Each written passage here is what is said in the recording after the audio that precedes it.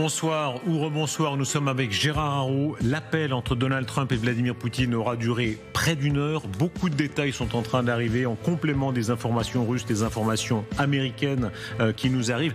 Un mot, Gérard Haro, d'abord de la succession de ces appels. 14 juin, 4 juin, 19 mai, 18 mars, 12 février. Ils se parlent beaucoup.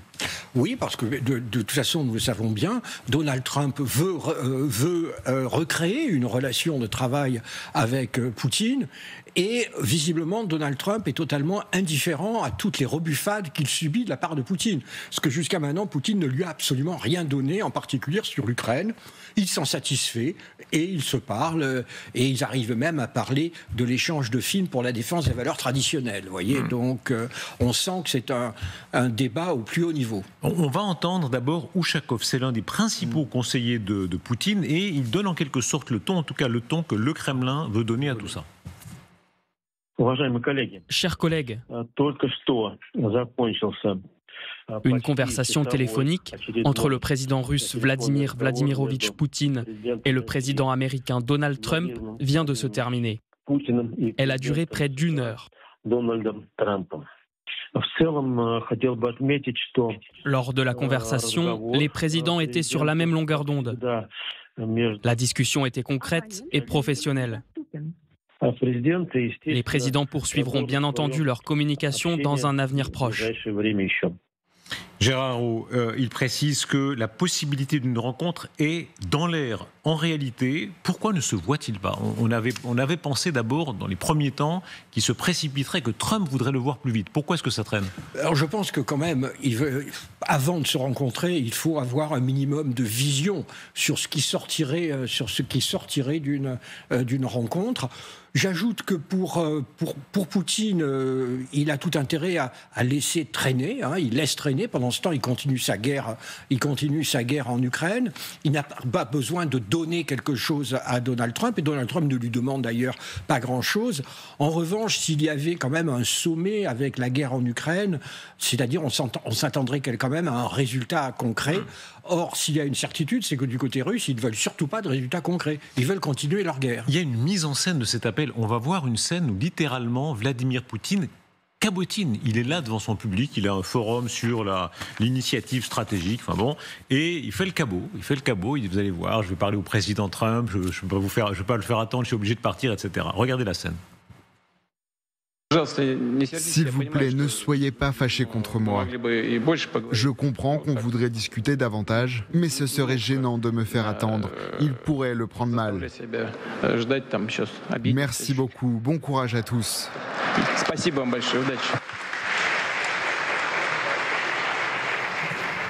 Commentaire de ces images.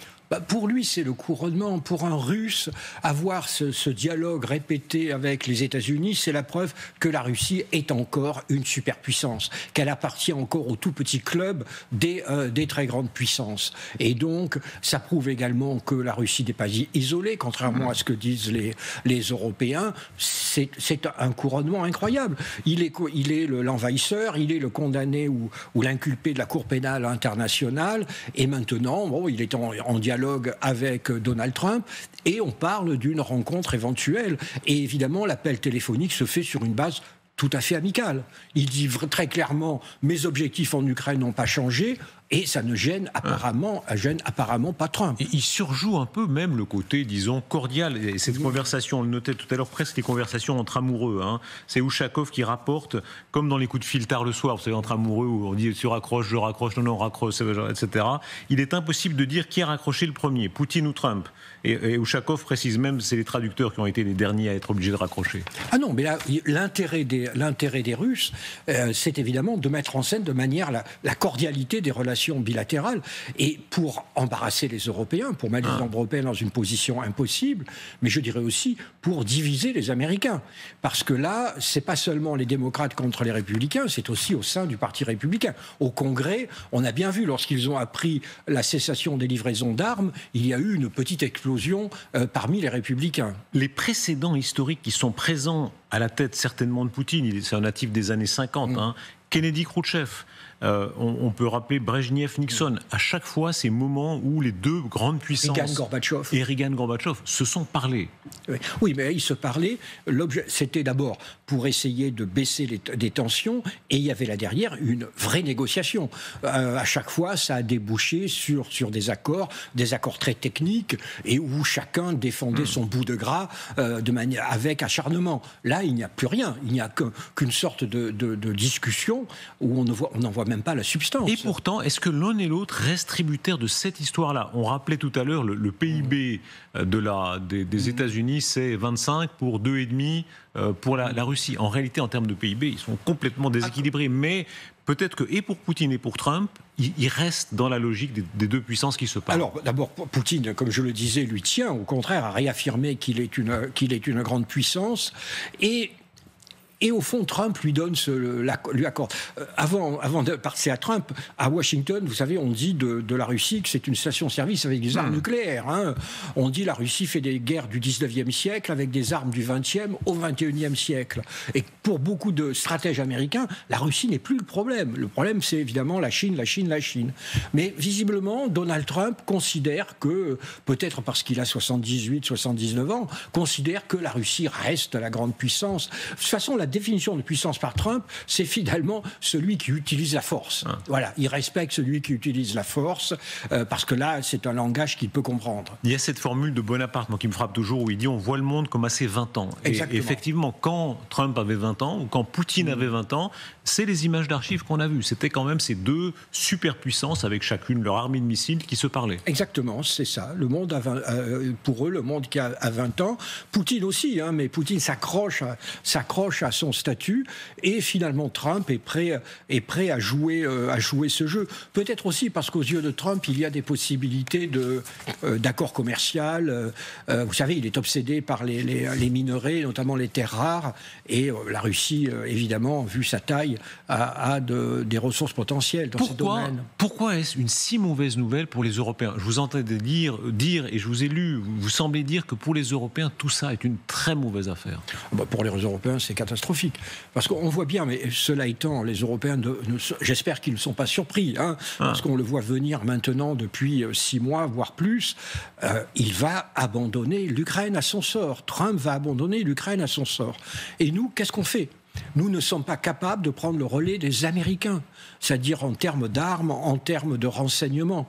Donc, qu'allons-nous faire ? Vous voyez, ça veut dire quoi, pardon ? Ce sont des rodomontades sur ces plateaux. Beaucoup disent régulièrement, attendez, nous on a les Mambas, on va prendre la relève, on est 450 millions, on n'a pas peur. Mais tout ça, c'est du pipeau, soyons clairs. Ça fait 3 ans que ça dure. Au bout de 3 ans de guerre, hein, où tous nos chefs d'État et de gouvernement ont fait des déclarations martiales, aujourd'hui, selon le secrétaire général de l'OTAN, nous produisons encore 3 fois moins d'obus que la Russie.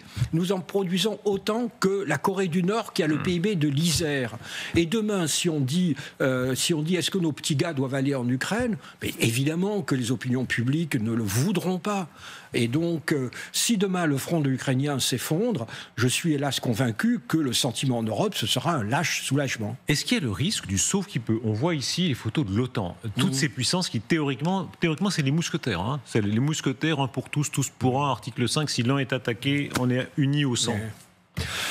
Vous savez, il y a un petit livre qui vient de sortir où l'auteur, n'est-ce pas, fait un scénario. Et c'est un scénario auquel j'ai pensé. C'est demain, les Russes saisissent la ville de Narva. Narva, c'est à la frontière entre l'Estonie et la Russie. Eh bien, aussitôt les Estoniens disent, l'article 5 de l'OTAN, vous devez venir à mon secours. Mais qu'est-ce qui se passera ? Est-ce que vous croyez que tous ces mousquetaires feront la guerre pour Narva ? Évidemment pas. Et ce sera la fin de l'OTAN. Donc vous avez en réalité, tout ça, c'est une grande partie de théâtre où on risque d'avoir le sauf-qui-peut, parce que d'un côté, le protecteur américain s'en va, et de l'autre, vous avez des Russes qui utilisent tous les arguments qu'ils ont face à des sociétés fracturées. Nous avons dans notre France, nous avons 2 partis qui sont en réalité soit franchement pro-russes, soit qui ne veulent pas d'affrontement avec la Russie. Vous dites la Russie qui utilise tous ces arguments et ces arguments de force. Ce sont les développements des dernières heures où Poutine et son vassal Loukachenko mettent en scène le transport des Oreshnik, ces missiles, plus à l'ouest. Alors les spécialistes disent que ça n'a pas de grands changements militaires, mais c'est comme dans les années 80, quand les missiles étaient rapprochés du rideau de fer. C'est fait pour faire peur, et ça marche. C'est fait pour faire peur. Alors je ne sais pas si ça marche auprès des opinions publiques, parce que ça ne fait pas peur, j'espère, à nos autorités, aux spécialistes de stratégie, qui savent très bien que c'est du bluff. Mais il y a de la part de la Russie une stratégie pour vraiment fracturer nos sociétés, faire peur aux opinions publiques, favoriser l'extrême droite, en particulier tous les influenceurs. On a de plus en plus des listes d'influenceurs dont on sait qu'ils travaillent pour la Russie. Vous avez maintenant la Slovaquie, vous avez la Hongrie qui joue le même jeu. Est-ce qu'il y a une incertitude? Parce qu'on dit qu'il ne faut pas avoir peur. Et en même temps, rappelez-vous les années 80, quand les missiles soviétiques se rapprochaient de la frontière, là aussi on disait il ne faut pas avoir peur, etc. On a quand même eu très peur. Non, mais évidemment on peut avoir peur, mais il y a, dans les années 80, comme disait le président Mitterrand, n'est-ce pas, les manifestants sont à l'ouest et les missiles sont à l'est. C'est une question, pour les Européens, au fond, c'est une question existentielle. Est-ce qu'ils veulent exister? S'ils veulent exister, il faut qu'ils reviennent dans ce monde glacial le monde glacial de la géopolitique. On mesure la terreur des Européens, parce que pour ceux qui sont en âge, qui nous écoutent et qui sont en âge de se rappeler cette époque, effectivement, dans les années 80, si les Américains n'avaient pas été là, c'est des Pershing. Ce sont eux qui les amenaient. Ce n'est pas les Européens qui ont pu faire pièce à l'immense empire soviétique. Mais quoi que disent les Français en particulier, mais ça tous nos partenaires européens en sont conscients, c'est que quels que soient les défauts de nos amis américains, et ils sont lourds, je les ai supportés pendant 40 ans de vie diplomatique, nous avons quand même été libres, prospères, à l'abri de la bannière étoilée. C'est quand même la protection américaine qui nous a permis de connaître une période sans précédent dans notre histoire. Et donc, nous devons aujourd'hui revenir dans l'histoire. Nous en sommes sortis, nous avons vécu dans une sorte de drame bourgeois, mais nous devons revivre dans une tragédie. Cas d'école sur l'incertitude de la guerre. Écoutez le colonel Goya sur LCI. On parle de ce missile, l'Oreshnik, et même les meilleurs spécialistes ne sont pas toujours d'accord. Alors, il y a ceux qui vous disent c'est des vieilles casseroles, il ne faut pas avoir peur, etc. Le colonel Goya dit non, l'Europe aurait de la peine en réalité à parer un tel missile. C'est un MIRV. Donc il y a plusieurs cibles. Non seulement c'est compliqué d'en intercepter une, mais quand arrivé dans l'atmosphère, vous en avez 6 à intercepter simultanément, c'est quasiment impossible. La vraie difficulté qui se pose à notre capacité de dissuasion nucléaire, c'est si c'est employé conventionnellement. Qu'est-ce qu'on fait si c'est employé nucléairement? La réponse est immédiate. Mais si c'est un missile conventionnel qui tombe sur la France, si un Oreshnik employé conventionnellement qui tombe sur la France, qu'est-ce qu'on fait? Est-ce qu'on répond nucléairement, auquel cas on aura une réponse nucléaire immédiatement, ou alors on n'a pas l'équivalent? Qu'est-ce qu'on fait? On va bombarder? Gérard Araud, ce que tous les généraux expliquent, c'est qu'en réalité, on vivait dans l'illusion que les puissances occidentales, quand même, parmi les plus riches du monde, étaient tout à fait préservées. Or, elles ne le sont pas. Non, parce que on oublie quand même que le nucléaire, c'est le feu ultime.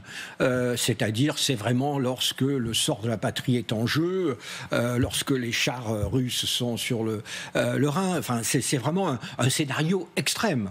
Or, la guerre en Ukraine, et peut-être même sans l'utilisation de ces missiles, la guerre en Ukraine prouve que l'on peut avoir une guerre conventionnelle. Et une guerre conventionnelle où on n'ira pas jusqu'à l'utilisation du nucléaire. Et donc, aujourd'hui, le vrai sujet, c'est pas notre dissuasion nucléaire, que beaucoup de commentateurs, au fond, analysent comme une sorte de ligne Maginot. Vous voyez, mais les lignes Maginot sont toujours contournées. C'est la possibilité d'une guerre conventionnelle. La comparaison est terrible parce que ça rappelle évidemment les années 30. Rappelons toujours à quel point les Français des années 30 étaient persuadés que la France était invincible. C'était chevillé au corps, n'est-ce pas? Tous les plus grands esprits de cette époque disent on en était sûr. Ah, tout à fait. Il y a un livre qui a été publié en 1939 dont le titre était « La France peut-elle être envahie ?» Et naturellement, la réponse était non dans le livre, et le livre était préfacé par le maréchal Pétain, d'ailleurs. Mais c'est évident. Alors, je n'aime pas ces parallèles historiques, vous le savez, mais il y a un côté années 30 aujourd'hui. On a vraiment l'impression que nos dirigeants, et derrière les sociétés, parce que c'est injuste de s'en prendre aux dirigeants qui ne sont que le reflet des sociétés, nous allons les yeux ouverts vers le désastre en refusant de voir le danger. Ce sentiment de branle-bas de combat. Regardez les Danois. Danemark, ça faisait partie de ces peuples qui vivaient en réalité complètement sous couverture américaine. Je ne sais pas quelle est la part de PIB consacrée à la défense, je crois que ça allait être très très peu. En réalité, ils sont en train de réarmer. Plus que ça, ils rétablissent le service militaire à vitesse grand V.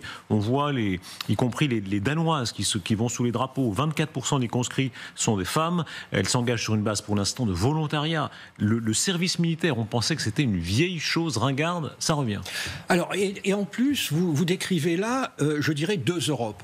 Il y a une Europe qui a peur parce qu'elle a une géographie qui entraîne qu'elle ait peur, et notamment avec l'idée que la mer Baltique pourrait être un des foyers d'un éventuel conflit. Puis vous avez évidemment les pays baltes, la Pologne, voilà. Donc il y a toute une Europe qui donc se réarme parce qu'elle a peur, et il faut bien dire, une Europe occidentale qui considère que tout ça est quand même très très très loin, et qui en plus traverse une crise politique comme la France, et qui donc parle de toute autre chose. Elle ne fait plus confiance à ses dirigeants, elle n'entend plus, elle n'écoute plus ses dirigeants, et donc vous savez, regardez la télévision française. Il y avait, je regardais récemment, il y avait une chaîne de télévision qui nous disait en permanence, vous savez, quand il fait chaud, il faut s'hydrater, et l'autre disant, vous savez, il y a beaucoup de musulmans.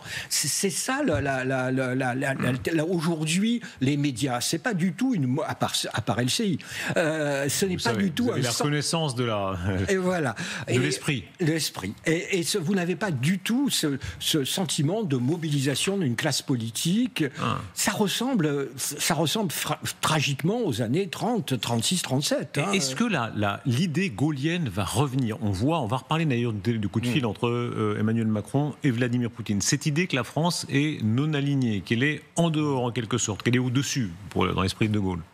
Non, alors De Gaulle, pas seulement, parce que lorsqu'il y a eu les grandes crises avec l'Union soviétique, que ce soit Cuba ou Berlin, la France était d'une fermeté romaine aux côtés de nos amis américains. Et ça, c'est très important. Vous savez, au moment de l'affaire de Cuba, il y a un général américain qui est arrivé avec des photos montrant les bases russes, les bases soviétiques à Cuba, et le général de Gaulle a dit non, vous n'avez pas besoin de me les présenter, je fais confiance à nos alliés. Vous voyez, donc, de ce point de vue-là, De Gaulle ne jouait pas du tout l'infidélité, la non-fidélité à l'alliance. Enfin, il y avait comme son voyage de 11 jours en Union soviétique, ses propos où il disait qu'il y avait une sorte d'amitié historique entre la Russie, etc. Mais ça, c'était ce moment incroyable, rappelez-vous, quand les chars soviétiques écrasent la Tchécoslovaquie et qu'il a des mots plus dur en 68 pour condamner les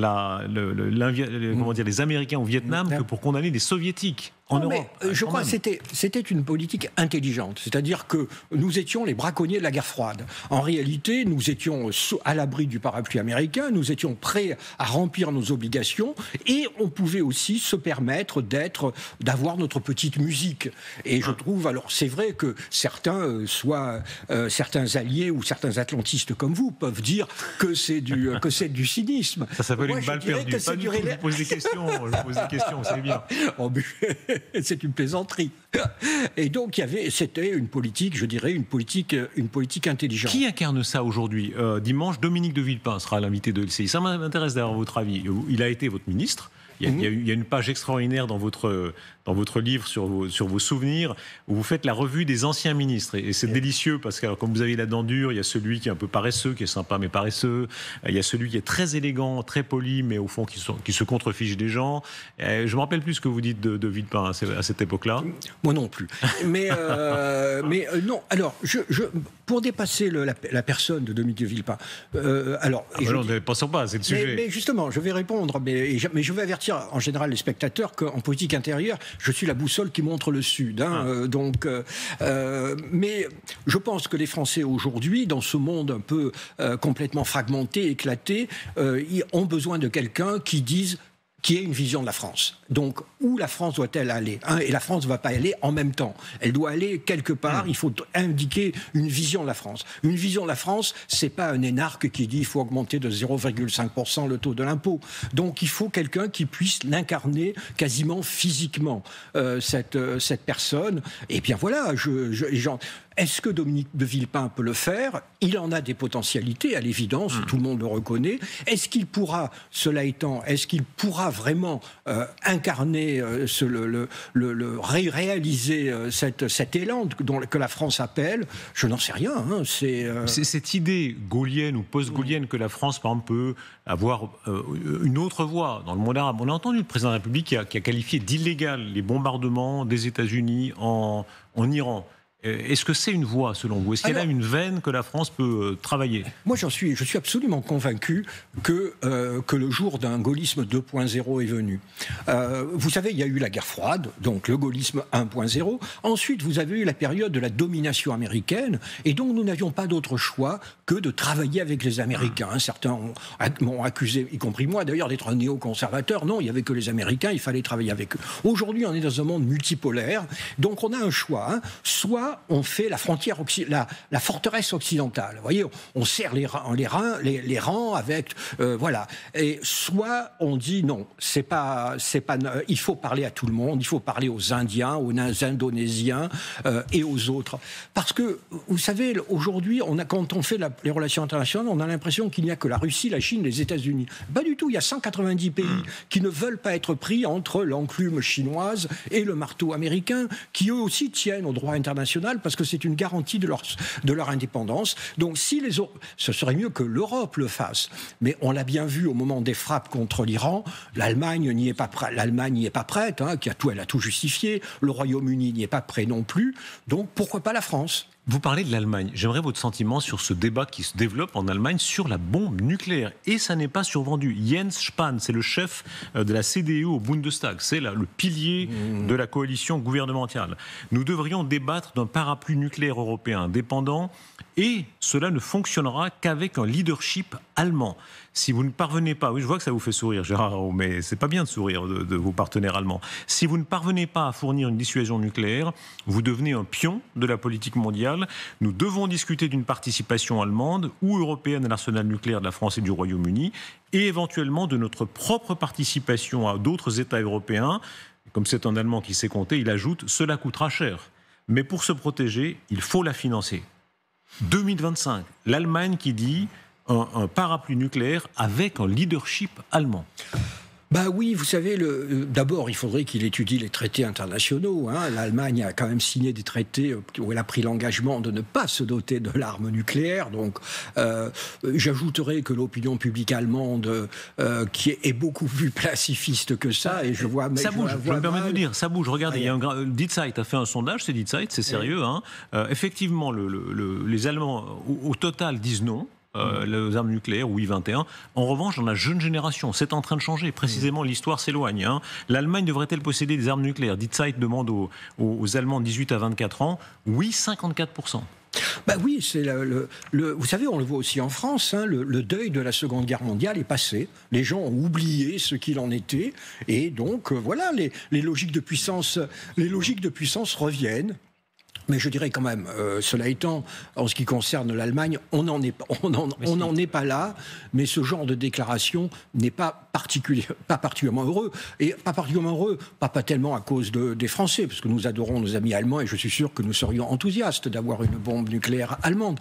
Et d'avoir il y a un passif. Et d'avoir sur ces plateaux, la discussion a eu lieu il y a quelques reprises sur LCI. En réalité, on est surpris de voir à quel point, pour les Français, l'idée qu'il y ait une bombe allemande, ça ne marche pas. c'est...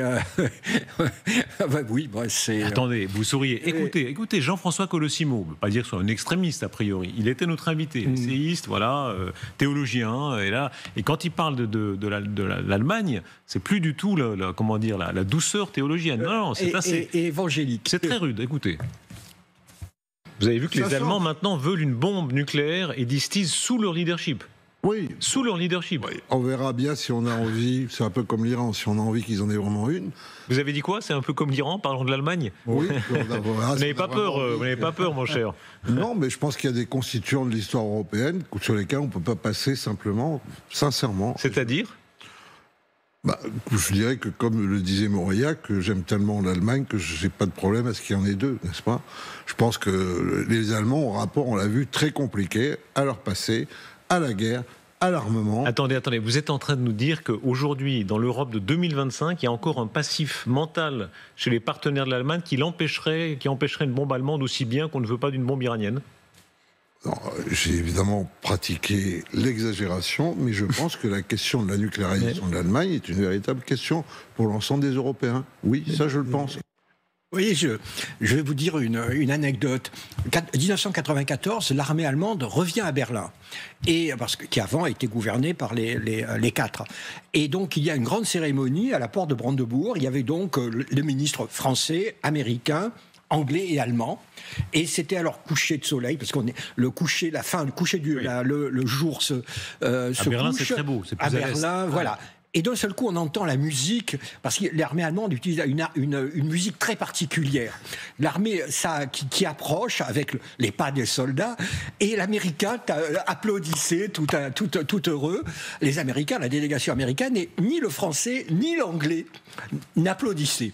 Et à un moment, l'Américain se tourne vers nous et nous dit « Mais vous applaudissez pas ?» Et l'Anglais de répondre « Nous avons nos raisons. » C'est terrible. On en sourit. Mais dans ma génération, mais dans la génération de M. Colosimo, dans ma génération, tous les déjeuners de famille ont parlé de l'occupation allemande, c'est évident.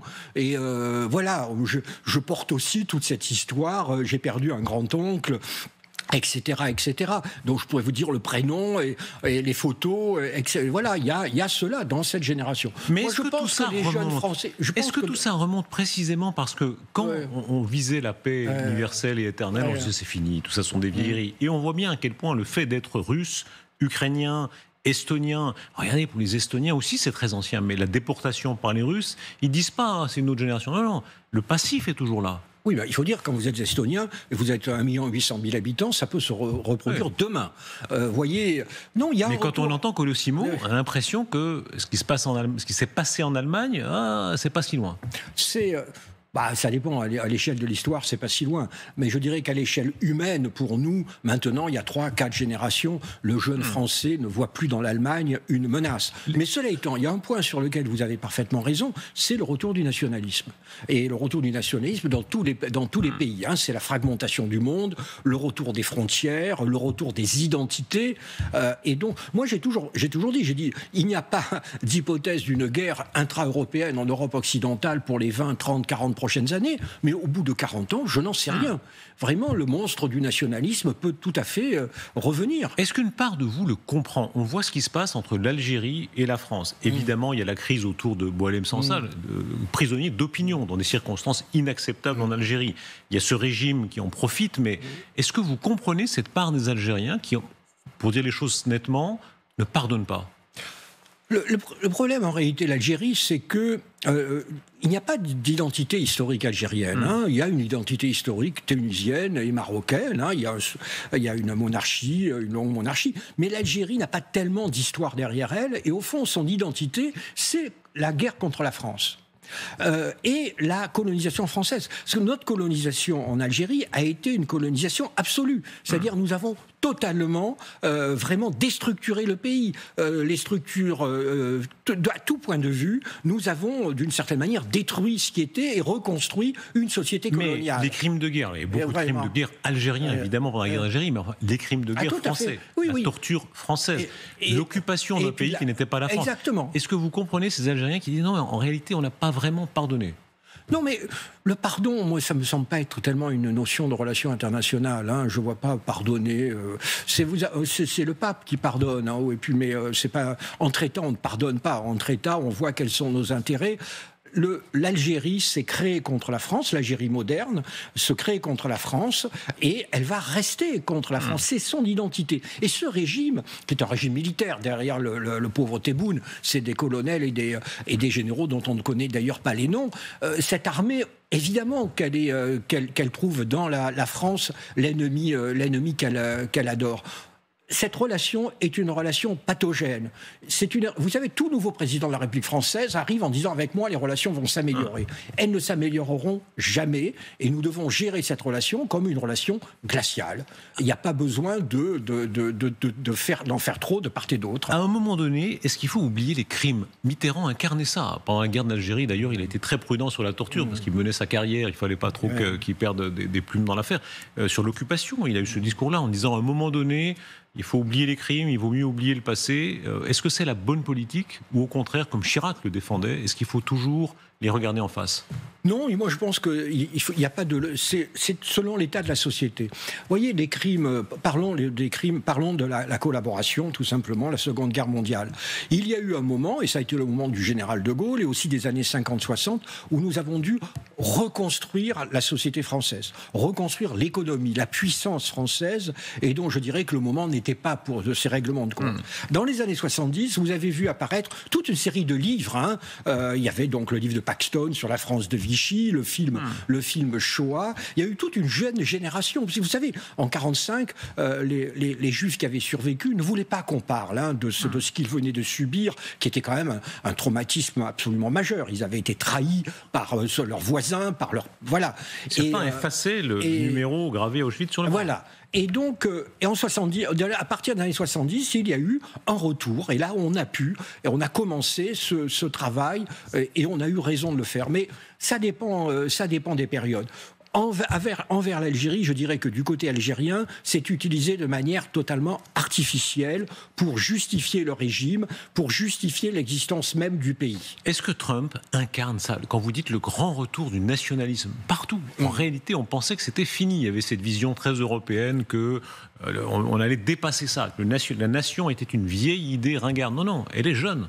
Mais oui, vous avez tout à fait raison. C'est-à-dire, au fond, il y a toute une partie de la société française, un peu les gens comme moi, qui traversaient les frontières sans même s'en rendre compte, et qui considéraient que la géopolitique devait se dissoudre dans le social, devait se dissoudre dans le commerce international. Tout le monde, à la fin, parlerait anglais, regarderait les mêmes séries américaines et boirait les mêmes cocktails. Et probablement Singapour, Shanghai ou Londres, ça n'avait aucune importance. Eh bien, il y a eu cette rébellion identitaire dans toutes les sociétés occidentales. Les frontières sont de retour. Nos citoyens disent, nous voulons être protégés des importations chinoises, et nous voulons aussi être protégés de l'immigration. En cela, Trump et Poutine semblent se comprendre. C'est le téléphone du jour. Quand Ouchakov, le conseiller de Poutine, dit « Ils ont évoqué ensemble la possibilité d'échanger des films qui promeuvent les valeurs traditionnelles proches de la Russie et de l'administration Trump ». Comme si dans leur esprit, l'américain doit être bien américain et le russe bien russe. Alors oui, alors en plus une vision particulière du russe et de l'américain, provenant d'un côté de quelqu'un qui a été condamné pour viol, et de l'autre d'un agent du KGB service qui a massacré des milliers de prêtres et d'évêques. Tout ça, il y a aussi un côté certainement politique, mais vous avez raison de dire que leur projet politique, quelle que soit par ailleurs leur hypocrisie personnelle, leur projet politique, c'est en effet, on en parlait la dernière fois où vous me soupçonniez de pleurer, c'est une contre-révolution réactionnaire.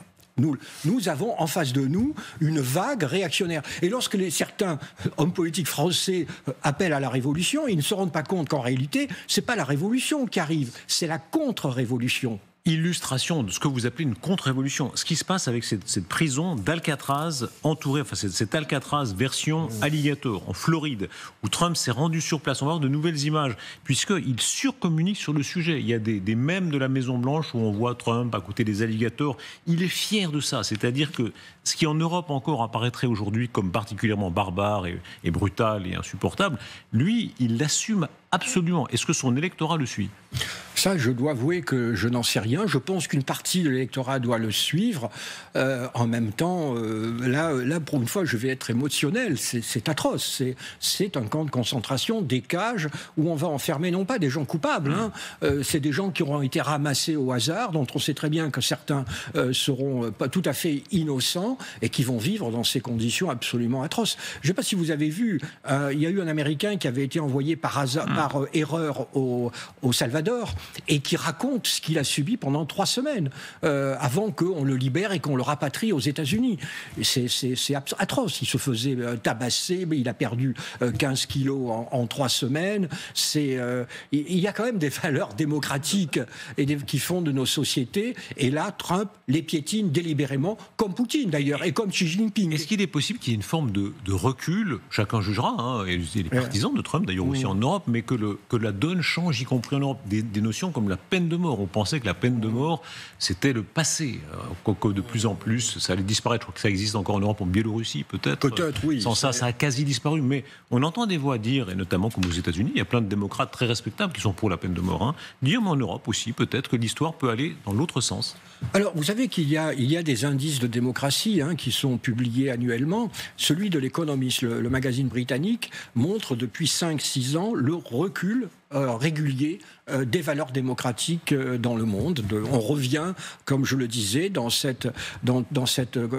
climat réactionnaire, la peine de mort, plus au-delà, sans aller jusqu'à la peine de mort, la répression, il faut enfermer les enfants. Il y a eu une période où les enfants, lorsqu'ils commettaient des crimes, on voulait les rééduquer. Maintenant, on dit qu'il va falloir reconnaître leurs responsabilités, les envoyer en prison.